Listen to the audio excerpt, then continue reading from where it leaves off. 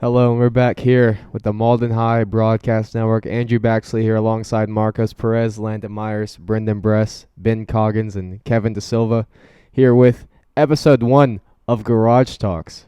I know you're all excited here to listen for that. This episode will go over Mauldin Recruiting, the NBA Playoffs, the NFL Draft, and we'll have an interview with new football head coach of Mauldin High School, Sayre Nesmith. That should be a good one. You don't want to miss that one out. And as I said, we'll go ahead and get started with that. So if you've missed any of this recruiting over the spring break, COVID break, basically, go ahead and follow. You should follow us on Twitter. Actually, we retweet everyone that gets an offer, everyone who gets committed. But if you don't follow us, we'll go ahead and go through that. So for football, senior Azuri Daniel signed to Greenville Huskies, a JUCO team. Stone Watson, a senior for football. He was offered by Newberry, Mars Hill, Chowan, Ferrum, Guilford, and Western Carolina, and he ultimately committed to Western Carolina. Elias Garza committed to Life University to play rugby there, one of the best rugby universities in the country. Dom Martinez was offered a preferred walk-on offer by Central Florida. And then switching over to 2021, the class of 2021, George Ford was offered by Campbell University. Jamison Tucker was offered by Eastern Carolina, North Carolina Central, and William & Mary. He was also ranked a 3-star and the number 14 player in South Carolina, as well as the number 151 wide receiver, according to 247 Sports. Now over to sophomores, Randy Caldwell was offered by Liberty University and Ole Miss.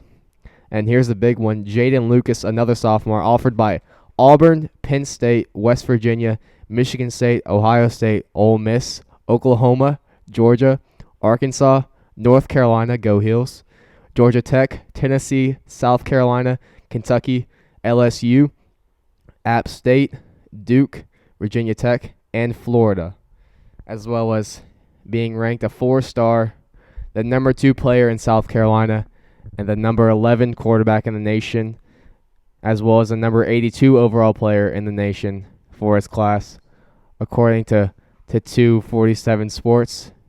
I can't remember what the website was, but there was one website. I'll have to find it. I'll find it later on. But he was ranked the number 1 defensive back in the whole country for class of 2022. And we'll switch over to basketball. Sully Reams committed to Anderson University, and Jay Cooper was offered by Shaw University. And then for soccer, we got 3 signees. Daniel Striffler signed to Newberry, Collier Thorpe signed to Anderson, and Brody Williams signed to USC Upstate. And then now I'll go ahead and get everyone else ready. Ben will start, but we'll go all 6 of us, we'll say for football, since we're starting out football right here, your most important player who graduated and who you think the most important player will be this season. Ben, start us off with your most important player who graduated. Well, my most important player who graduated was Jordan Franklin, who, I don't really know that you could consider him the backup running back last year. Kind of really split the reps with George Ford, but it was so important for George Ford and Jordan Franklin himself to have that other running back that they could split the reps just so they didn't get overloaded. And then you ended up seeing in the Clover game, Jordan Franklin went down, so everything fell to George Ford, and he handled it well, even though the Mountaineers did ultimately lose, which kind of goes back into the most important player for next year. It's going to be whoever ends up being the backup running back to George Ford. If George Ford's got to handle all the reps going into next year, that's going to be tough on him. You saw he went down early in the season, missed, I don't remember, it was maybe 3 or 4 games, and that's really when Jordan Franklin stepped up and made a name for himself. So it's definitely going to be important to have a second option at running back, considering a big portion of our offense next year is going to come from the running game. Yeah, we'll go with Landon now. Most important player that graduated would be Stone, just because of the questions that it's raising for quarterback next season, and since we can't practice right now because of COVID. Most important player that's coming back is going to be running back George Ford, because he's been able to break out on some big runs, and it does depend on the backup, see how good he can be in this upcoming season. Yeah, and Marcos? I'd have to say Elias Garza, because not only is he a presence in the defensive line, but he's also a leader in the locker room. If you really think about it, he just gets you hype, and that's exactly what you need on game day. Now, the most important player coming into 2021 is obviously Jeb. He's our new quarterback, and COVID-19 has not done him any favors because now he has to get back on track, has to start a little late, and a lot of pressure's on the kid, but I think he can do it. Yeah, now Brandon. I feel like the most important person that graduated was Ben Doherty because there's a lot of questions on who's going to be the starting kicker next year. He played a big role from his sophomore season to senior. And really, it's going to be hard to replace him and the presence he had with everyone. And the biggest person that's staying this year, I'm going to say, would have to be Jamison Tucker because the year he's going to have this year, he's losing a couple people, but him and Sean Hall, they're both, I feel like, going to have pretty big years. Just feeding off of each other because as Sean Hall gets better, it's going to be opening up Jamison Tucker a little more for the big plays because he was For sure. some last year. Yep, and now we'll go over to Kevin. So yeah, I definitely think the most important player that graduated, I would say, is Elliot Dominic. Just being the leader he was in the locker room and on the field, he just demonstrated how Mauldin football wants their players to act and be about the game.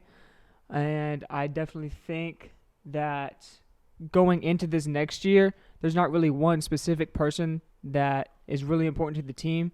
I think it's going to be everyone, especially with during COVID. It's going to take everyone collectively to adapt to these changes and really get after it in football during spring and actually during summer. So yeah. Yeah, and I think Kevin would know the most because Kevin is on the football team himself. So that's going. But my two were both taken. So I'll keep one the same. I had two backups in my mind, but one of the backups was taken. So I'll go ahead. My most important player who graduated is Elliot Dominic. Someone else said that. I don't remember who. Oh, that's right. Kevin said that, but that's kind of obvious. Mauldin loses 4 starting offensive linemen. The only one they return is Paul Ashmore, the center. But Elliot Dominic was not only the leader of the offensive line, but the whole team as a unit. He was a captain, and we had the chance to interview him before the Clover game, and his relationship not only with the whole team but Coach Cab in particular was one of the main reasons why the team was so successful. They trusted Elliot, they trusted Dominic and the rest of the offensive line, and that's a major hole that Mauldin's gonna have to fill next year. And then my other audible is the most important player for next year's. I'm gonna go with Drayton Brown. Because the rest of the secondary, we already know the talent with A.J. Flood and the 2 big-name sophomores with Randy Caldwell and Jaden Lucas. I go with Drayton Brown because he's going to be the one that's going to be picked on. Because you're not going to throw it to Jaden Lucas. You're not going to throw it over there. You're not going to throw it to Randy Caldwell. So you're going to throw it at Drayton. And if Drayton played the way he did the last couple games of the season where he's filling in for Andrew Phillips, this Mauldin defense is not going to get scored on a whole lot. Anyone else want to comment on any of the other thoughts that they heard? Or nope. We'll go into the break now. We'll just be a short one, and then we'll come back with the interview with Coach Nesmith. Back in just a second.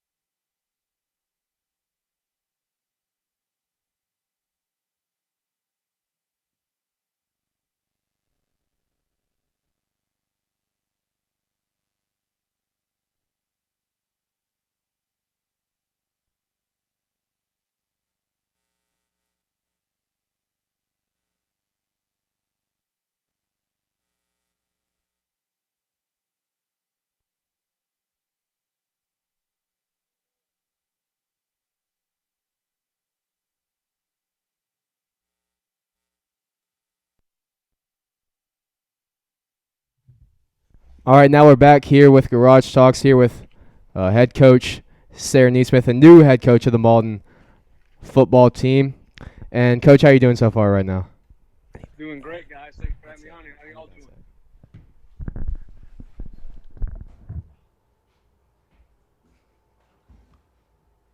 All right, so just to get started, just tell the listeners about your background just a little bit, like your playing experience and your other coaching experience so far.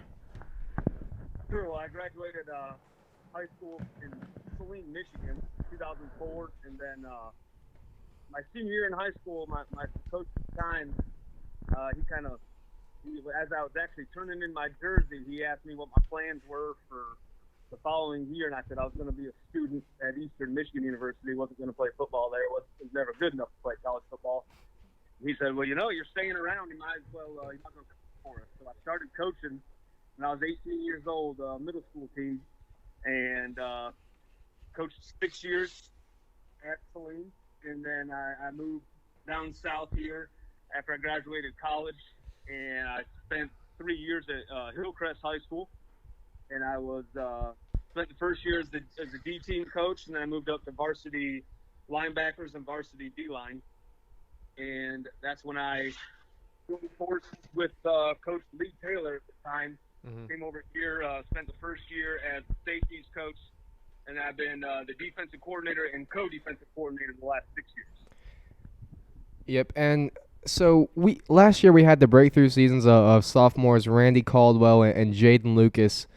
I know it'd be kind of hard to tell with no practice so far because of COVID-19, but are there any rising sophomores that we should keep an eye on this season? Well, that's a great question. That's why this whole thing is kind of frustrating, because spring is when we really find out what we have as far as our young guys go. And it's been really tough. We've been watching a lot of film of our C team, obviously, from last year. Really like the running back Johnson. Really like Peyton Fisher. Okay. Another one. And Fred Pearson's one to keep eyes on, too. Really good athlete. Coach Washington, our legendary DB coach, is really high on him. So if Coach Wash says he's going to be the next big one, then I believe him. Yeah, he's so experienced, and he's such a good coach, and that's why we have Randy Caldwell and Jaden Lucas right now, because of Coach Nesmith. And speaking of Jaden Lucas, what is it like coaching such a top recruit like Jaden Lucas, a 4-star? Coaching him is relatively. I mean, you have to ask Coach Wash how it is on the day-to-day, but you really don't have to worry about one side of the field. It's nice. I mean, very rarely in high school football can you have one person on an island the whole game, and we have no problem doing that with Jaden, no matter who the matchup is. Yeah, I think he's the best corner in the country. So it's been very interesting having him so highly touted. Of course, coaches are calling almost every single all the time. But what's great about it though is I know all the attention is going to Jaden and going to Deuce, but a lot of colleges are calling in because they're recognizing other kids just from film. So that's the cool thing now, is that and Jaden and Deuce are helping our other kids get recruited to other schools, which is awesome for me as a coach, because I have to look at everyone. I just can't look at one person. I see it as great for them being able to help out their teammates in the recruiting world as well. Yeah, we talked about that a little bit earlier with Drayton Brown and Javen Wilson are both definitely underrated. And we have so many good defensive backs here at Mauldin. We're so lucky to have a great number of them. And next up, have you talked to Coach Cab since you were named head coach? And if so, what words of wisdom did he give to you? Yeah, Coach Cab still remain really good friends. He was in my wedding. We'll always be great friends. So he's calling me all the time, giving me tips, pointers on scheduling, and kind of things that as the defensive coordinator and even the athletic director I didn't think of. He'll call me up all the time and say, hey, you might run into this. Here's how I dealt with it. Those kinds of things. So he's still a huge asset for me, and I talk to him probably once a day, if not once every other day. Yeah, that's good to hear. He's still involved, even though he's over at Chapman now. How has COVID-19 and the outbreak of COVID-19 hindered your plans for this season? It's it's kind of throwing everything off the rails. Like I said before, spring is such a huge time for us to assess and evaluate not only the kids, but what's working for us as well, as far as do we have the right kind of defense going on? What are some adjustments we need to make to the offense? We're going to have a brand new offense coming in, so the spring was going to be huge to see, what was working, see if it gets implemented right away. We can get some of the kinks worked out before the season starts. But everything I'm hearing is still positive for going back to work out, hopefully sometime in June, but we'll see what the high school league and Greenville decides.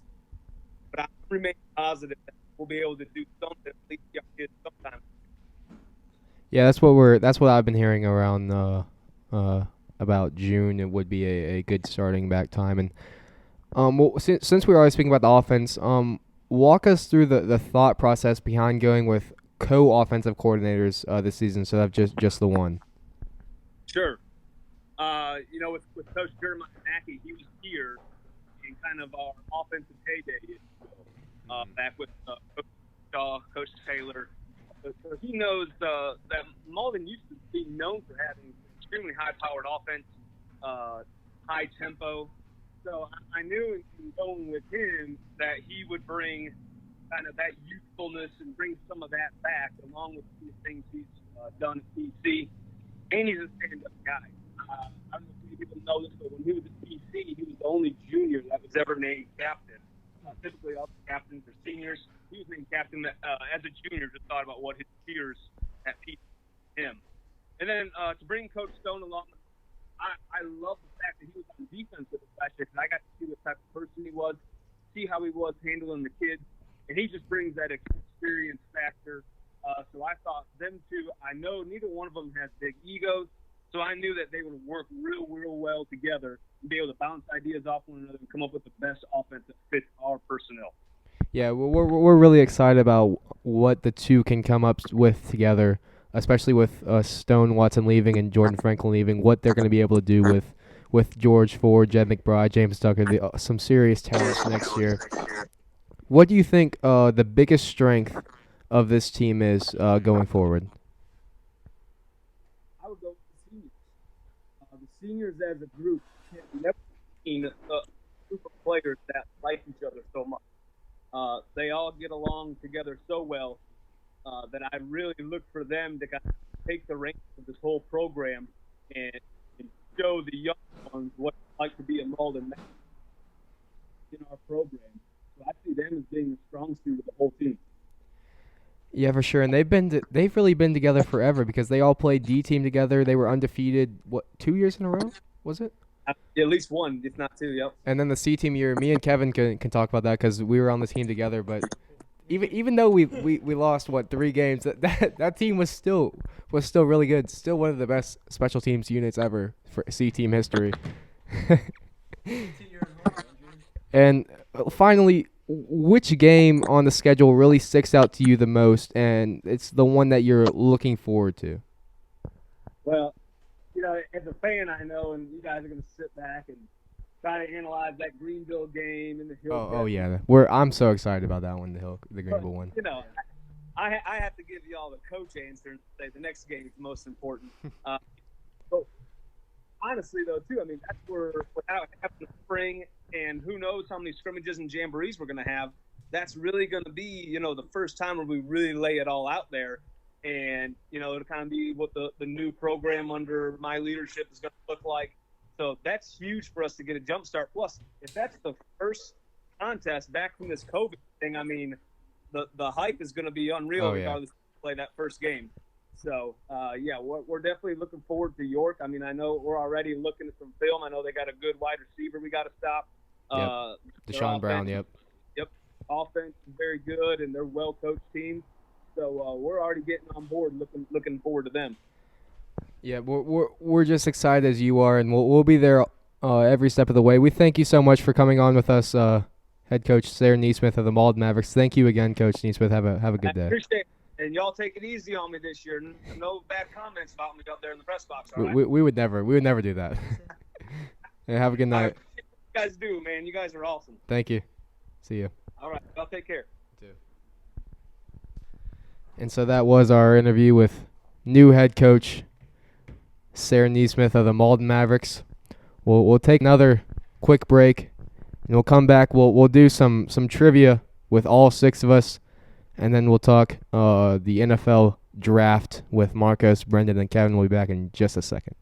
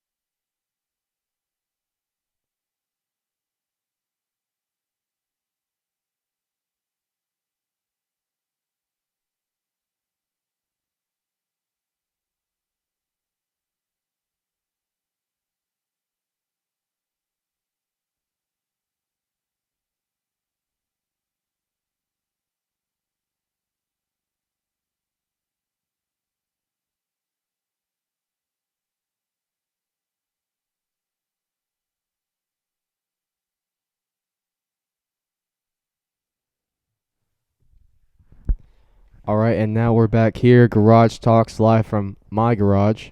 I won't give you my address, but we'll just go ahead and get started here with the trivia. NFL draft trivia here. Go ahead and feel free to answer along with us if you think you know the answer. But we'll start off with it's a quarterback here. Your 3 options are Jake Fromm, Jordan Love, or Justin Herbert. Number 1, who had 29 wins in their college career? Who was a 3-sport athlete in high school?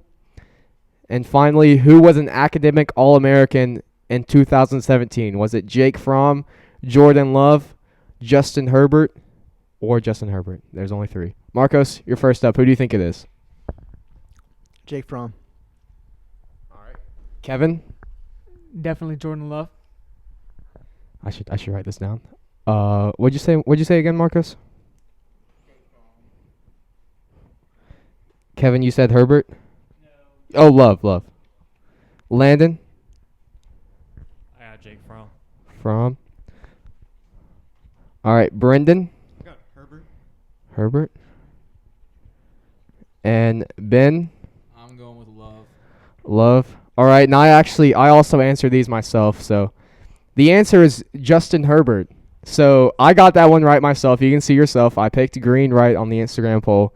So 1 point for me and Brendan. Next question. First off, is it T. Higgins, LaVisca Chenault, or C.D. Lamb? Number 1 was a college football playoff national champion.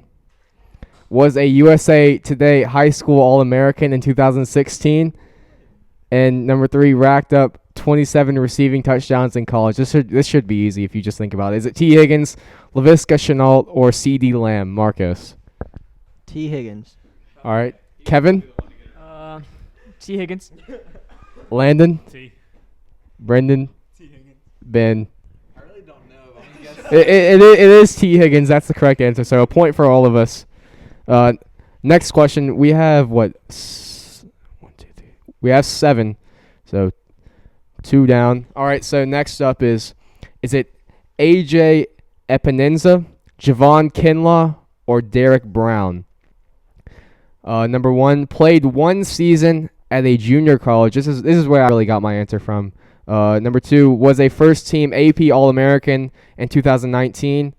And number 3, had 10.5 sacks for his career in college. Is it AJ Epinenza, Javon Kinlaw, or Derek Brown, Marcos? Derek Brown. Kevin? I'm gonna go with the second guy. AJ. The second guy. The second choice. You want B? Javon Kinlaw. Okay. Landon? Derek Brown. Brendan? AJ Epinenza. And Ben? I got Javon Kinlaw. It is Javon Kinlaw. I got that one right myself. The only reason I knew that is because I watched some documentary on Javon Kinlaw and his JUCO years. Javon Kinlaw. That was a straight guess for me. That's why you should know not just Clemson players, but also South Carolina players. You probably didn't even know he went to South Carolina, did you? No, I didn't know he went to South Okay. Carolina. Well, he was pretty good. Well, I think he was drafted top 10 maybe. He was drafted high. He's a good player. Next question, it's for quarterbacks again. Is it Joe Burrow, Jalen Hurts, or Jacob Eason? Number 1, played for 2 Power 5 schools. Number 2, threw a career high 23 touchdowns in 2019. And number 3, was a Gatorade Football Player of the Year in 2015. Is it Joe Burrow, Jalen Hurts, or Jacob Eason? Marcos. I'm gonna go C. Jacob Eason. Jacob Eason, all right, Marcos. Now, Kevin. I'm gonna go with Jalen Hurts. Landon. Jalen Hurts. All right, 2 for Hurts. Brendan. Jalen Hurts. Another one for Hurts. And now Ben. Jalen Hurts. Jalen Hurts. Well, Marcos, it is Jacob Eason. I actually thought it was Joe Burrow myself, but I should have known that. I don't think Joe Burrow actually ever played for Ohio State. Jacob Eason won the It was Jacob Eason. But isn't Gatorade Player of the Year a high school thing? It is a high school thing. I thought Jalen Hurts was the only 5-star of the group. No, Jacob Eason, because remember he played at Georgia, and then he transferred out to Washington. So the first hand was, if you didn't know your football, you might really think that one gave it away. But they all 3 of them played for 2 Power 5 schools. That's a good question though. Jacob Eason, Marcos on the board. That's not where I lost it, though. I lost it with the Gatorade Player of the Year. What I have? What's the score again? I forgot what it was. Oh, I have it written down. Never mind. I think we're basically, me and Brendan are tied for the lead. Yeah. Yeah. All right. Next question. Is it Jalen Rieger, Brandon Ayuk, or Justin Jefferson? Number 1, was a 2-sport athlete in high school. Number 2, had 9 receiving touchdowns in 2018. And number 3, once had a receiving touchdown in 7 straight games in college. Is it Jalen Rieger, Brandon Ayuk, or Justin Jefferson, Marcos? Brandon Ayuk. All right, Kevin. I'm gonna go with Brandon Ayuk. All right, 2 for Ayuk, and now Landon. Justin Jefferson. Okay, Jefferson and Brendan Justin Jefferson. and Ben. I'm gonna go Ayuk. I forgot what this one was. It's Jalen Rieger, and I got that one right, guys. Just so you know, got that one right again. That one was probably the most luck out of them all, but I think It can't be just Eason. I don't know if the other 2 played 2 sports in high school, but I know Jalen Rieger was really good at basketball. He has some insane hops, and he's a good shooting guard, Jalen Rieger. And now we got the last one here. Is it Jeff Okuda, C.J. Henderson, or Xavier McKinney? First off, was a USA Today All-American in 2016. Number 2, was a finalist for the Jim Thorpe Award in 2019. And number 3, ran a 4.48 40-yard dash at the NFL Combine. Is it Jeff Okuda, C.J. Henderson, or Xavier McKinney, Marcos? Jeff Okuda. All right, Kevin? I'm gonna go with Jeff Okuda. Landon, Jeff Okuda. Brendan, Okuda. Ben. I'm just gonna go Xavier McKinney so I can say. All right, something you're wrong. It's Okuda. different. I got that one right as well, so that means I win. Thank you guys for playing. How was it rigged? I guess you guys weren't here when I took the test, but I promise you I did not cheat. That was pretty fun. We all know that you just want to slap Marcus. I think the reason why I came up with that as a consequence for Marcos is because I knew I was gonna win.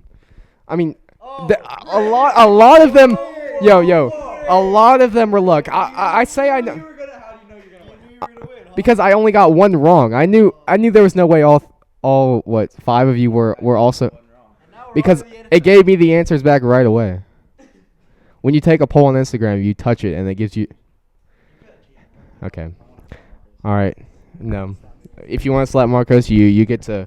You have your chance next week. I haven't decided what the trivia is next week. Anyone have any ideas on what they want trivia to be next week? You want to do NFL again? NFL history, Marcos.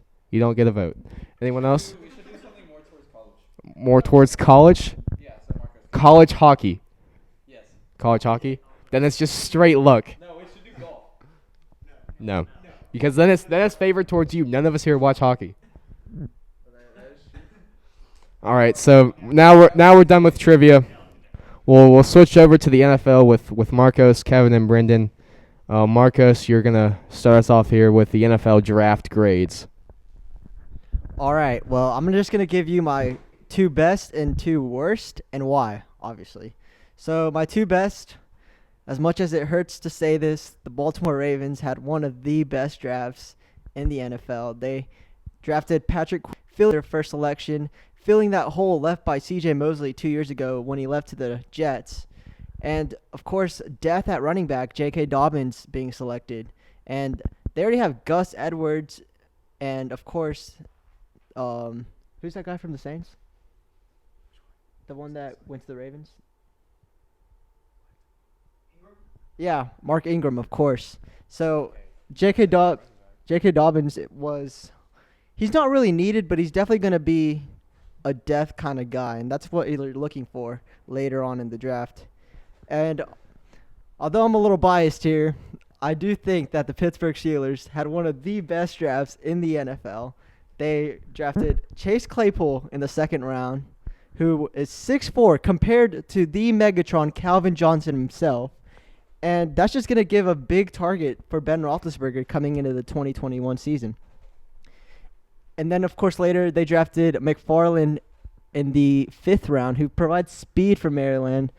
And I'm just excited for speed, especially since James Conner's such a more elusive and strong back. So now we'll have a 1-2 dynamic hit.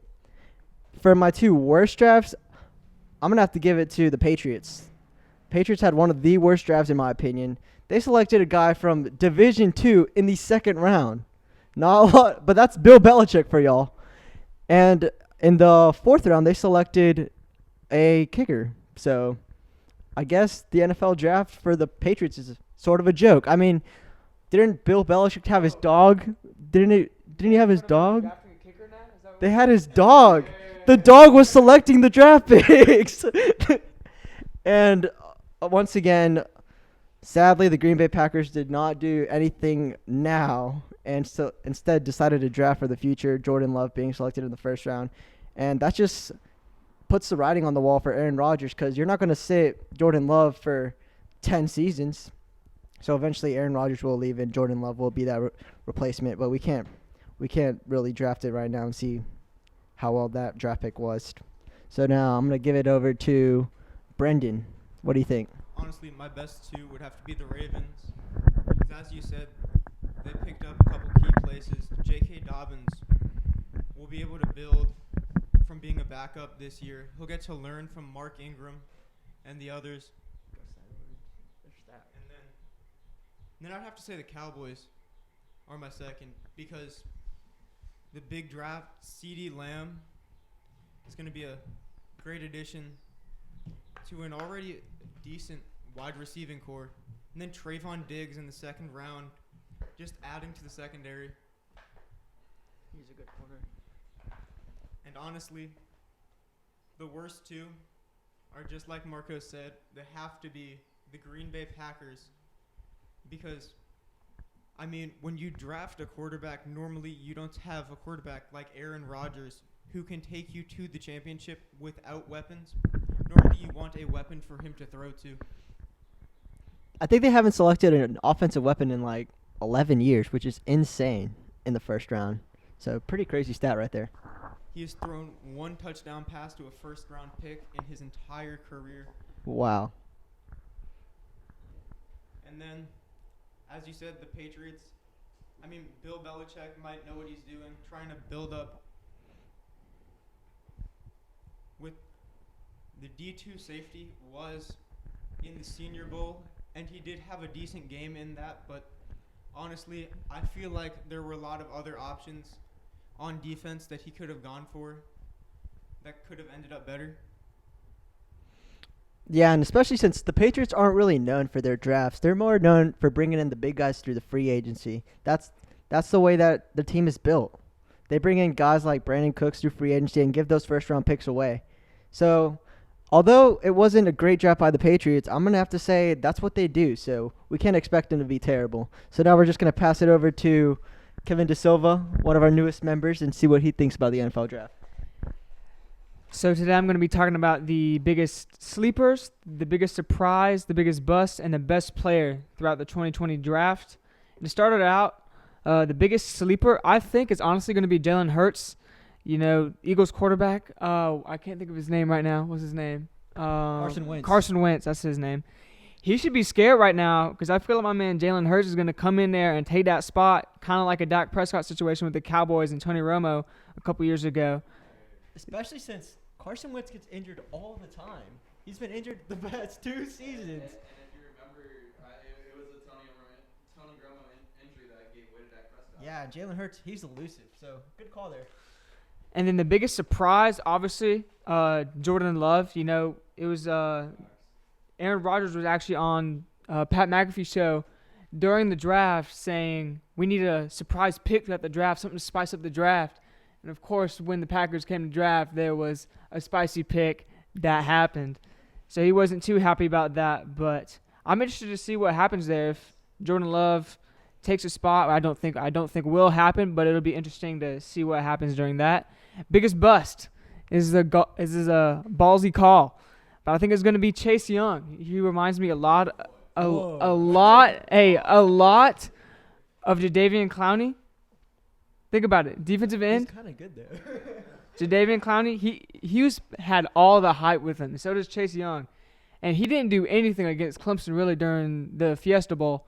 And that was against Tremaine Ingram was like a 5th-round pick or something like that? Yeah. Against a 5th-round pick. So I'm interested. I don't think he'll do as good as people are hyping him up to be, but we'll see. And Let me talk about that Chase Young thing, though. Okay. Because I can see why you would say that, especially the comparisons to Jadeveon Clowney. But in college, the offenses were tailored to stopping Chase Young. In the NFL, they're not going to do that because they're going to have a Chase Young, and then you're going to have, I don't know who their other defensive end, though. They have nobody out. Who did he get picked by again? He got by the Redskins. I take that back. You had the right one. I mean, the Redskins are pretty terrible. Not gonna lie. And If Chase Young was on a good team, that would have been a problem because you would have had to stop a good defensive end and then a great one in Chase Young. But now you only have Chase Young on the whole entire defense. You got Chase Young, so you were right. I'm sorry for challenging you. I do have one question for you, though, because I felt either biggest surprise or biggest bust would either go to Tua. What's your thoughts on Tua? On Tua, I mean, I knew he was going to go. I had a feeling he was going to go to I don't really know, either the Dolphins or the Chargers. he went to the Dolphins. I know he went to the Dolphins, but he was either going to go to the Chargers or the Dolphins. So, I mean, I don't think he'll be that big. I mean, I don't really know. I think he's going to do good, but I don't think he's going to be anything special. I think he's gonna be special. You And gotta consider those injury issues. here's why. If he's having injury issues this bad at the college and high school level, Brian Flores, the head Coach Al. coach of the Miami Dolphins, has done so much with so little. He was a candidate for Coach of the Year last year, honestly. He brought a team that was terrible to, in Week 17, beating the Patriots. Brian Flores, and then he does have that good relationship with Ryan Fitzpatrick. Ryan Fitzpatrick has been in the league, I want to say, 10-plus years, Fitzmagic. He knows how to. He's a veteran, and even though he's not one of the best quarterbacks in the league by far, he's gonna be that veteran presence so that Tua doesn't have to come in right in. What I would say is Justin Herbert's a bust. He doesn't have a lot to work with in Los Angeles Chargers, especially since Phillip Rivers has left. I mean, he's not going to start immediately because that job's going to go to Tyrod Taylor. But eventually he's going to come in, and I just see it as another Baker Mayfield situation. But Baker Mayfield has such more potential than Justin Herbert.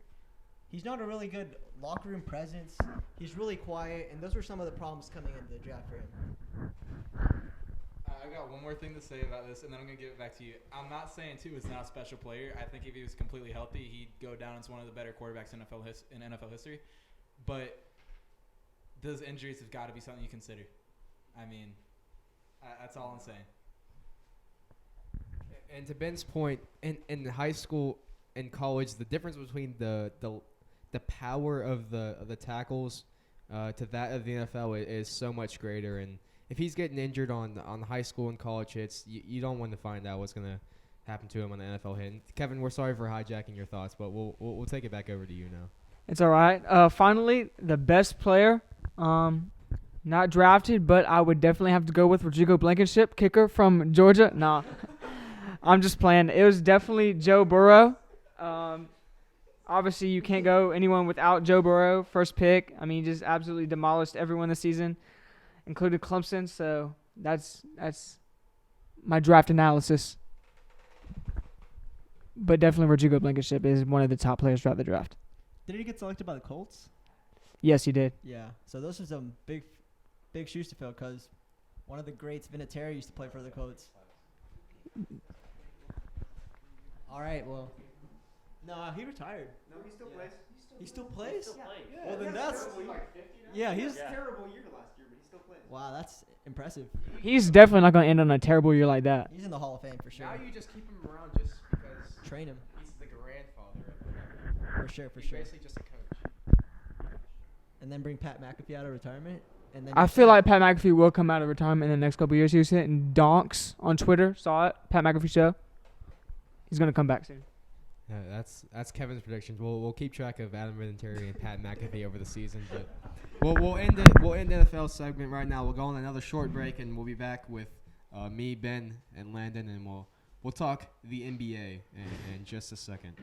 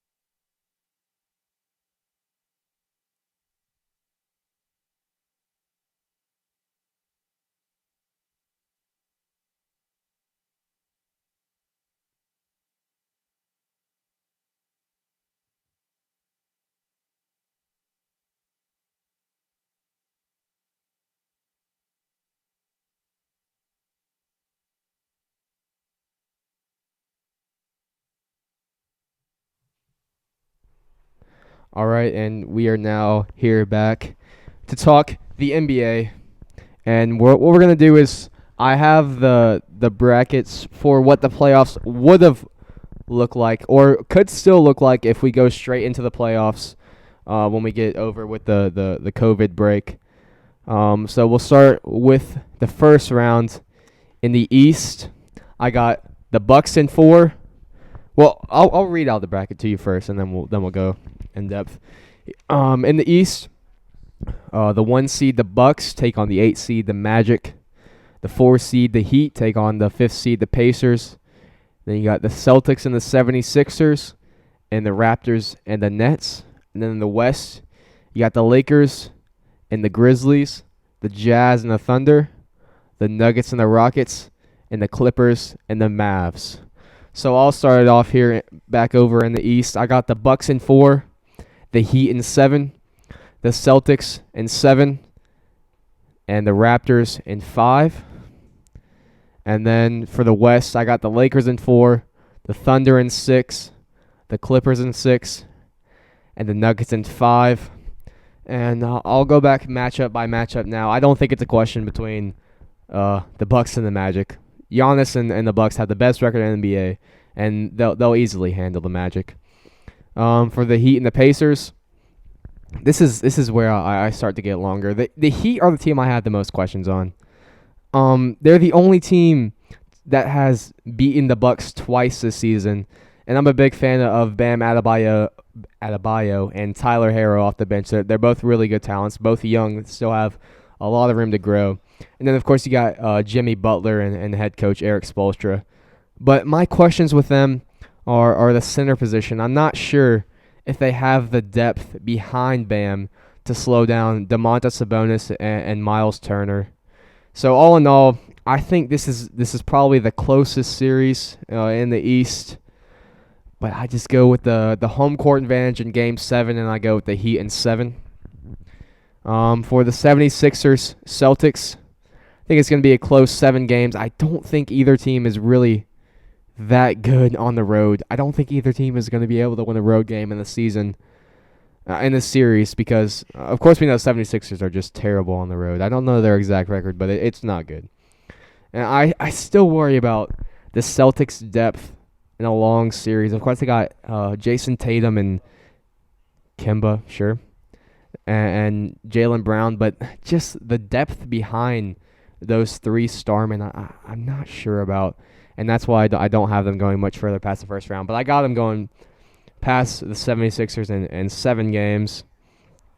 And then the final series for the first round for the East, I got the Raptors and the Nets. That should be easy, especially without Kyrie and KD. Spencer Dinwiddie, he's a good player, but he's not able to carry a team, especially against a defensive coach such as Nick Nurse. I know Ben loves Nick Nurse, but I got the Raptors in, Raptors in 5. Yeah, that sounds right to me. And then we'll go over to the West.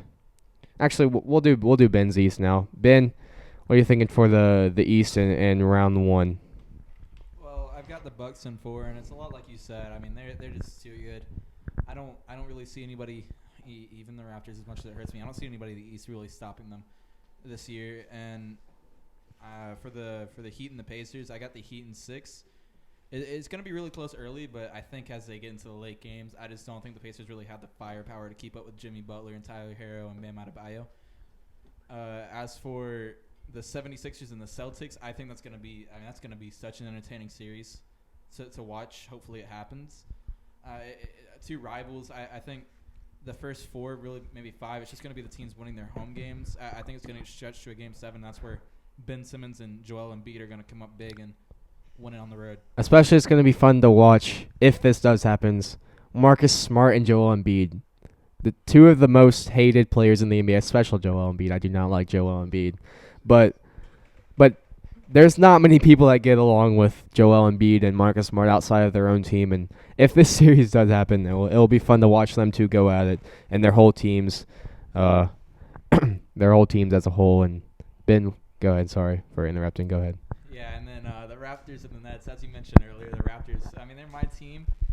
The Nets, they've got a lot to look forward to in this next few years, obviously with KD and Kyrie when they come back. But for right now, they just don't have the firepower to keep up with this elite Raptors defense. So it's going to be the Raptors in 4 or 5. All right, and now Landon, your thoughts on the first round in the East? The Bucks being the Magic in 4, no question there. Heat and Pacers, I got the Heat going into. I think that would be a 7-game series just because Victor Oladipo would be coming back because he was coming back as COVID was just becoming a thing before it canceled the NBA.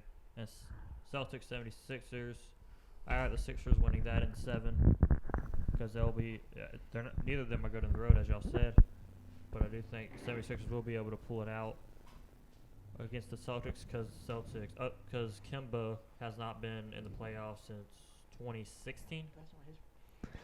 Yeah. 2016 and 2011. In 2011, so he doesn't have much experience in the playoffs. That's my only question with Kemba, if that would happen. And then Nets and true. Raptors, just because of Nets injuries, it would be the Raptors beating them. Yeah, if the Nets were healthy, that would be a really fun series, and to see how Nick Nurse would be able to handle Kyrie, KD, Spencer Dinwiddie, and all the Nets players. But of course, no KD, no Kyrie, so that series should be easily the Raptors will win. And now we'll go back. I'll head back over to the West. Got the Lakers and the Grizzlies.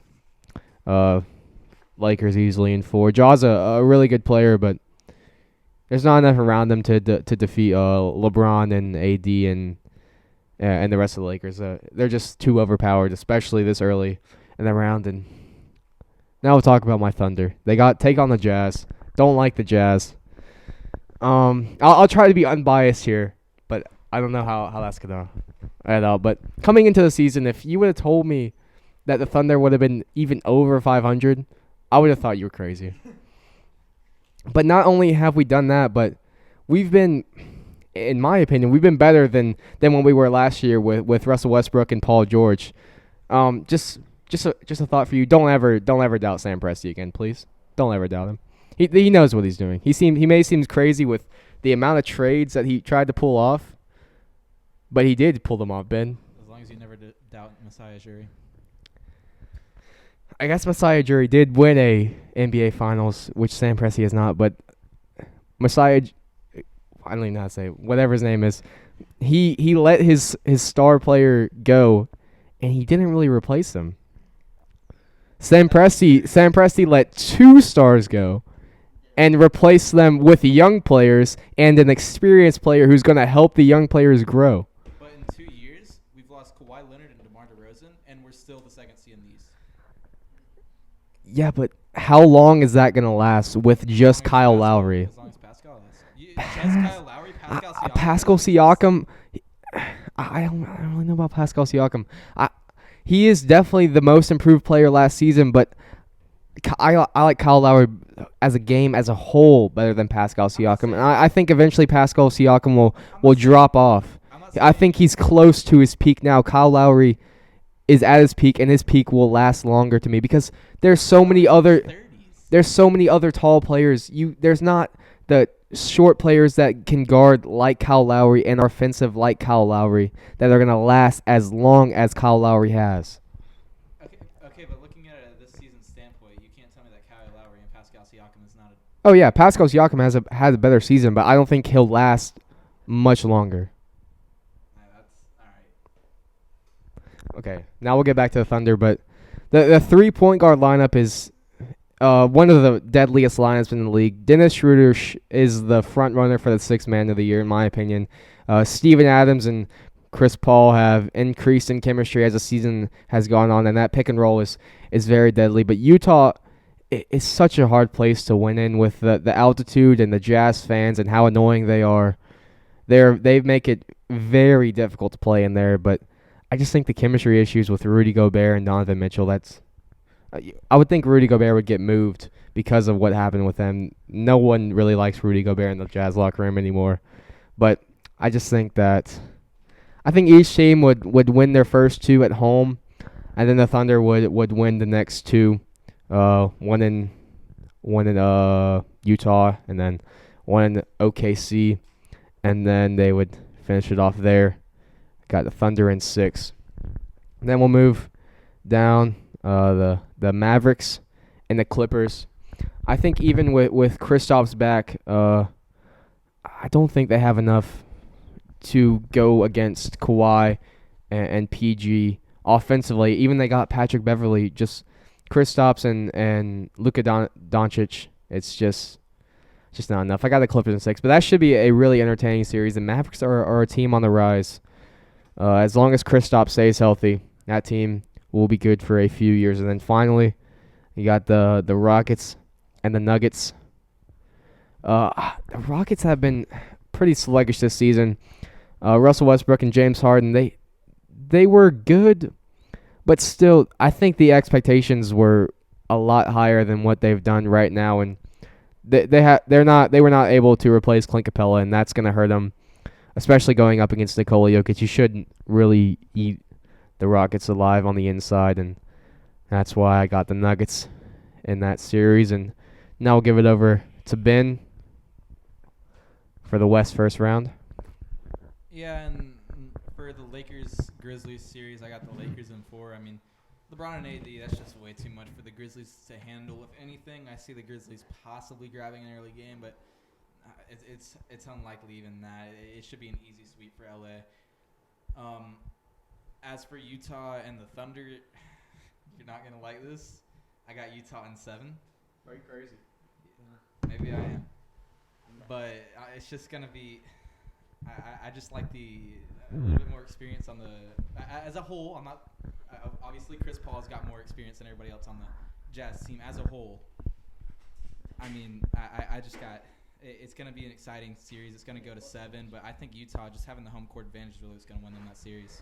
But you would think the home court advantage would cancel out because of their terrible chemistry right now.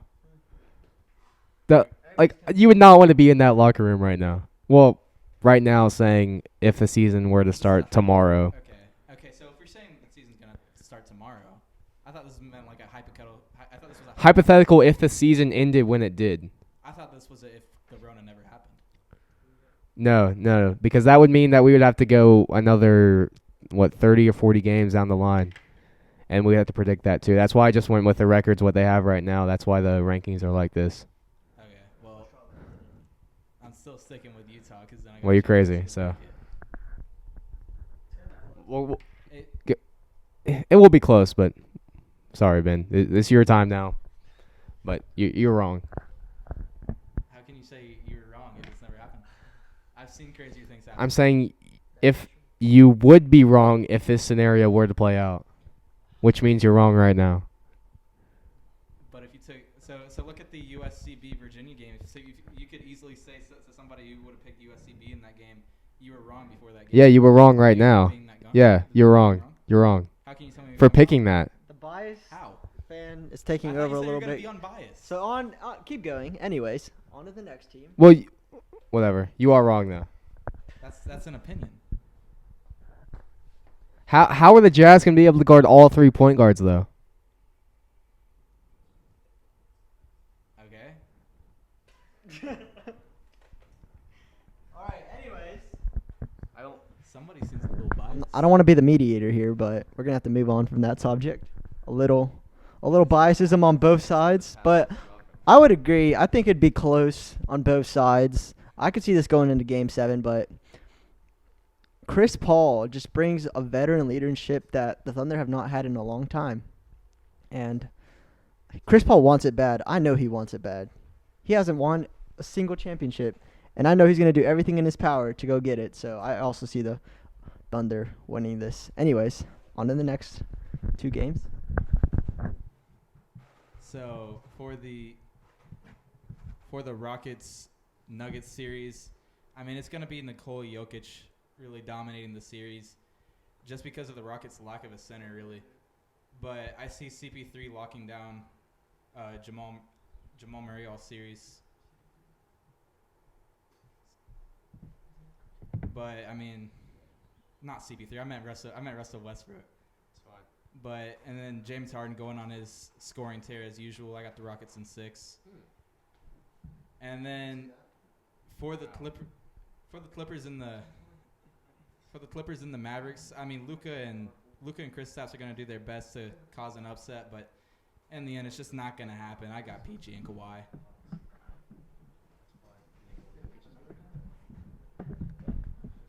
All right, for me in the West, Lakers in 4. That one's just, again, like the Bucks and Magic.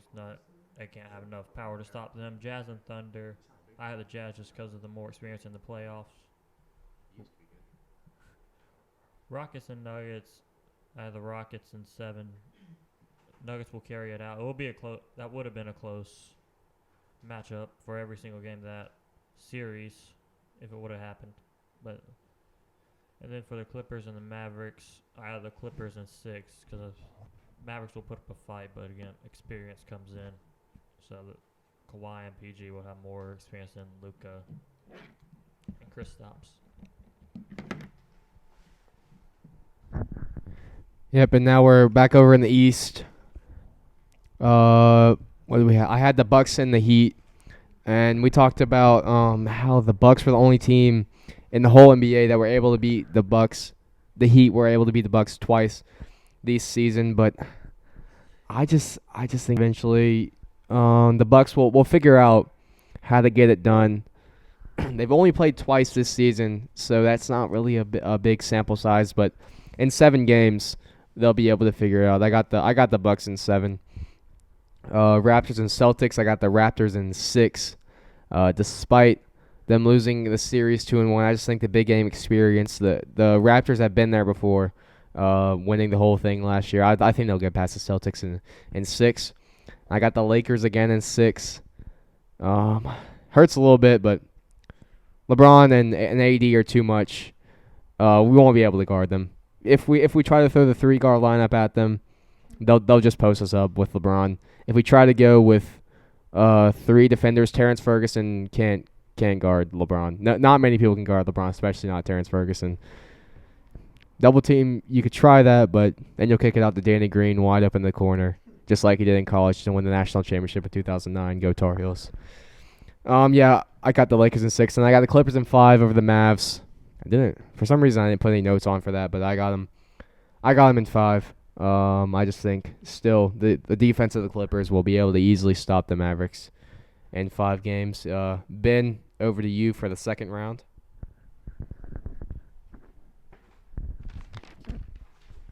Yeah, I got the Bucks in 5, and I mean, as Andrew mentioned, the Heat have had the Bucks number earlier in the regular season, taking both the games they played. But after the sweep that I believe will happen, the Bucks are going to be very well rested, while the Heat went to 6.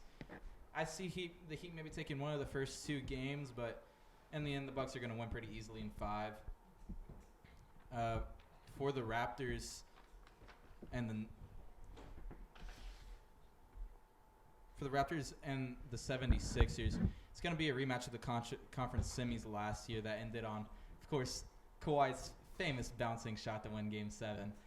I think this year, obviously, Jimmy Butler did a big part to keep that series alive, and Jimmy Butler's not a 76er anymore. I think I don't really see the 76ers really cracking the Raptors' defense. I think they win in 6 this year, especially if they get a good production from the bench. If they get good production scoring-wise from the bench, I think they could win in really 5. As for are we going to the West on this one? Yeah, you can do the West. Okay. So I got for the Lakers and the Jazz. I mean, it's the same thing. The Jazz going to 7. LeBron and AD are just gonna absolutely dominate that team. I mean, I see this series going just like the Bucks Heat series. The Jazz maybe get an early upset. Highly doubt that, but I think the Lakers 1 in 4. And then for the Clippers and the Rockets, I mean, Kawhi is going to be able to handle Harden. In my opinion, I mean, Pat Bev is going to be on Russell Westbrook. I see maybe Russell Westbrook kind of exposing Pat there. I think Russell will be mad again because remember, what was it, 5 years ago? I don't know if it's been that long, but it was a while ago when Pat Beverly trucked Russell Westbrook in the knee and tore his ACL. Do you remember that? I do remember what you're talking about. Russell Westbrook hates Patrick Beverly just like he hates Joel Embiid, and he'll want to get the upper hand like you said. Yeah, I mean, that's really my only. I think Russell Westbrook's gonna expose Patrick Beverly there, but in the end, the Clippers are gonna be a lot deeper than the Rockets, and the Rockets really, in my opinion, aren't gonna have much going for them outside of Harden and Westbrook. So I think it's going to be an easy series for the Clippers. I could even see. I mean, I could see a sweep, honestly, but I think it'd probably go to 5 or 6.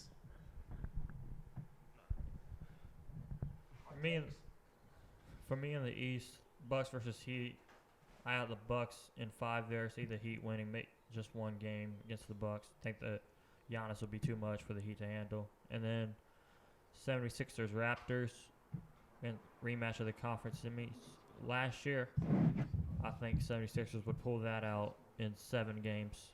And that one would be a very close matchup for that entire series. But I think just because the little more Ben Simmons and Joel Embiid, that will be too much to handle for Kyle and Pascal Siakam. Yeah, agreed. I can see that. Yeah. What are we on now? The conference championships. I got Bucks in 6, and I got the Clippers in 7. For the Bucks, and I had the Raptors. I got the Bucks in 6 just because I don't think the Raptors will be able to consistently match up offensively with the Bucks. There's no doubt about the Raptors defensively, but offensively, I don't think they can keep up with the scoring of Giannis and Chris Middleton and all the Lopez brothers. But I just think the Bucks offense will carry it. But that should be a close one. I got them in 6 though. And then the Clippers and Lakers. I got the Clippers in 7. That's the one that you can go either way. You can make a serious argument. Well, you can make a serious argument either way for every series. But the Clippers and the Lakers.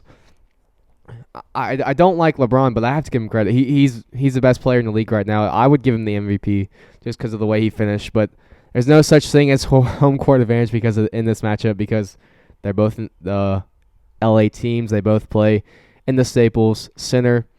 So I just think LeBron and AD will cancel out with Kawhi and Paul George, and I just think the Clippers supporting cast is better than the Lakers supporting cast. As much as I love Danny Green on the Lakers, I just think because of that, Clippers over Lakers in 7. We'll go back over to Ben for his conference championships. Yeah, and for the Bucks and Raptors, it's gonna be a classic matchup between offense and defense.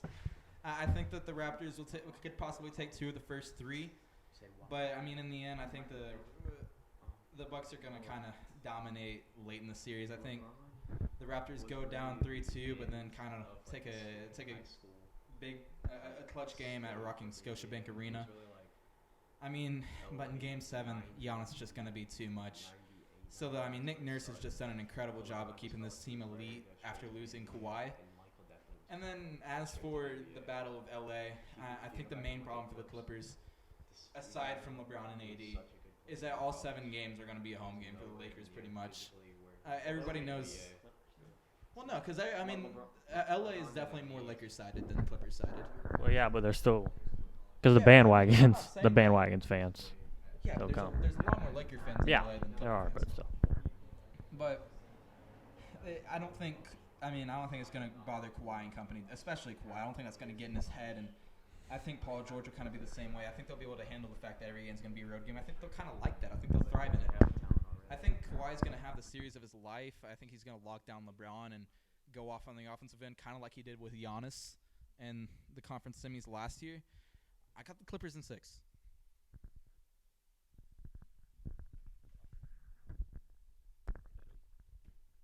All right, for the conference finals for me, I had the Bucks and 76ers. Bucks would win that in probably about 6 games. But just because Giannis, Lopez brothers, that would just be too much to handle just because they're so big. And I mean, 76ers are big too, but just because of the fact they're – and then they got the threat of Chris Middleton on the outside. With 76ers don't have a legit defender for the perimeter out there. And then Battle of L.A., I could go either way, but I see the Lakers just because they got LeBron and AD would just – I feel like they would – they beat them twice during the regular season, right? I think so. I know they beat them once. No, they only played twice this season. I know that. I don't remember. No, I know 2. Then it would be 1 Clippers, 1 Lakers. Maybe they split it. Yeah, they split the 2 games. But Anyway, I think just AD would be too much down low. Clippers, they have some threats, but I think that AD would be too much down low if you would put Kawhi on LeBron. Then that would put AD always open. Then if you try to lock AD down with Kawhi or PG, of course, to kick out to Danny Green, which LeBron has, I think he took over for like the most assists in a corner three, which is crazy, well, weird stat, but it's still a stat. But so I think the Lakers could win that one. I see that happening too, especially since I think in basketball, one of the most important quarters is the third quarter. We saw what Golden State could do, like coming off, and they were killers in the third quarter. And then if the third quarter they get away from you, it's pretty much over. So yeah, I could see the Lakers winning it all and heading into the championship. To be tired out from carrying the team the whole way, because having to go against the Heat and the Raptors, two teams that are going to be focusing all their defensive attention, especially they're both really good defensive coaches, Nick Nurse and Eric Spoelstra. But I just think Giannis is going to be tired. Now you have to go up against either who you take your pick on who you want to guard Giannis. You got Pat Beverly, Kawhi Leonard, Paul George, three of the best defenders in the league. Too much for Giannis, too much for the Bucks. Clippers in 5. Ben? Yeah, I got the. I mean, I think this is gonna be an all-time great finals. Really, I mean, it's just a really good defensive team versus a really good offensive team, and then it's a lot like the Raptors and the Bucks. I mean, the Bucks coming into these finals just saw a great defensive team, and now having to see another elite defensive team. I mean, you can really make an argument for either the Raptors or the Clippers being the best defensive team in the NBA. But I think Kawhi's going to ride his momentum from the Western Finals. I think PG might struggle. But then Giannis, I mean, he's going to do his thing with help from Chris Middleton, the Lopez brothers, and Eric Bledsoe. I think the Bucks are going to dominate early, but then the Clippers kind of come back. I think it goes to a Game 7 where, I mean, Kawhi's going to need somebody to step up off the bench and give him some help, and I think that's going to be Lou Williams. I think Lou Williams is going to go off late in that series, and Kawhi's going to take 2 championships in a row. That's what I see happening. I got the Lakers in 7, or the Clippers in 7. Excuse me. For my finals matchup, I got Lakers versus Bucks. I still think this would be a good matchup, but I got the Lakers in 6 just because of Giannis carrying the team, like they all said. Except I got Heat versus Sixers instead of Heat and Raptors. So I think that he would be tired out from doing all that. And, of course, they don't have any finals experience, where I think LeBron's got plenty of finals experience, other than no one else does, or Danny Green on the Lakers. But other than that, they can't. They don't. The Bucks don't have any, and Lakers have enough to get by, especially with LeBron, who's an all-time great. Yeah, so that's going to conclude our NBA section and our podcast as a whole. We thank you all for listening. We're working on getting this podcast on Apple Podcasts, on Spotify Podcasts, so keep an eye out for that. We'll post on our Twitter, MHBN2020, and follow us on Instagram as well, MHBN_2020. Next week, we'll talk Mauldin versus York. We'll talk NFL free agency. And we'll talk about NBA all-time teams if they were to play in the playoffs. So thanks again for listening. Same time next week, Friday, 5 p.m., mixlr.com/MHBN. Thanks again for listening. That's going to do it for us here. Have a good night.